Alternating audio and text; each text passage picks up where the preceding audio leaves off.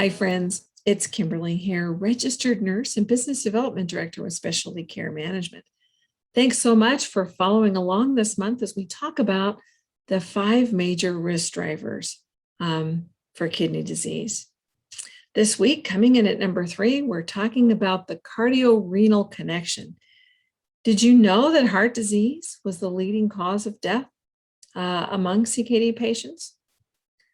Cardio-renal connection. Here we're talking about the connection with the heart, cardio, and the kidneys, renal.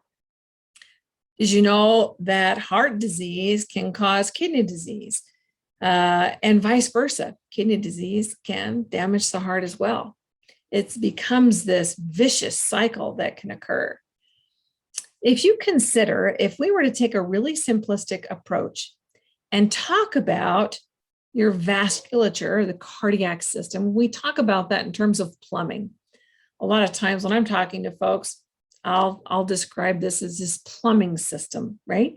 The plumbing is the same in the heart and the kidneys, right? It's the same in the liver and the brain and your big toe. If I have things going on like constricted heart vessels, constricted tubes in my house, for instance, if I have something that's decreasing the diameter that water flows through in my plumbing, there's going to be impeded circulation and greater pressure, correct? It's the same kind of process that's happening in the heart and the kidneys. Where there is impeded blood flow, whether that's because of a blockage or even with hemorrhage, sometimes you'll see folks who hemorrhage or have sepsis, their end organs, including the kidneys, will start to fail.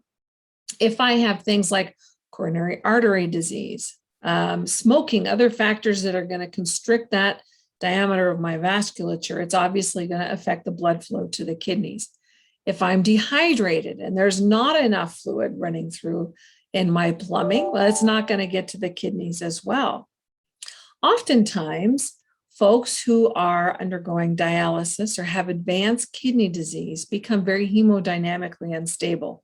Just a fancy word for meaning their blood pressures are up and down like a roller coaster. It becomes very difficult for them to manage, particularly if they're unaware of how their daily self-care impacts these factors. It impacts their plumbing. At Specialty Care Management, one of the unique things that we offer, along with our unique repricing strategy that provides a flat fixed case rate for dialysis, one of the gifts with purchases, if you will, is that these members have at their disposal a specialist, a nurse coach to help them understand these factors and learn how they can feel better and do better on dialysis.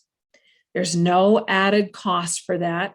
It's just a part of that service. We know that these members are not only expensive because of the therapy that's required to sustain their life, renal replacement therapy, like dialysis, but they're also expensive because they're very sick. And oftentimes the education and support has been lacking up to this point.